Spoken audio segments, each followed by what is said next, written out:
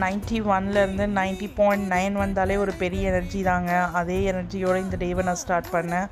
தோட்டம் அழகாக இருக்குதுன்னு பார்க்குறீங்களா? இது அழகாக வளர்த்த அந்த படரல் செடிங்க. இந்த செடி பேர் என்னன்னு தெரில, தெரிஞ்சால் கமெண்ட் பண்ணுங்கள். இதே மாதிரி ஒரு சுக்கு காஃபி நல்லா போட்டு ஸ்ட்ராங்காக கார்டனில் உட்காந்து குடிச்சிட்டு, அதுக்கப்புறம் பார்த்திங்கன்னா மார்னிங் பிரேக்ஃபாஸ்ட் ஸ்கிப் பண்ணிவிட்டேன். டேரெக்டாக லஞ்ச் தான்.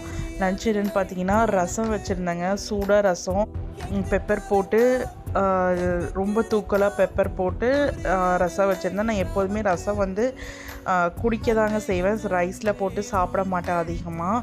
ஸோ அதே மாதிரி ரசம் வச்சு நல்லா குடிச்சிட்டு ஒரே ஒரு கோதுமை தோசை ப்ளஸ் வந்து பூசணிக்காய் பொரியல் இதை சாப்பிட்டேங்க மதியானம். பூசணிக்காய் பொரியலை நைட்டுக்கும் நான் சேவ் பண்ணி வச்சுட்டேன்.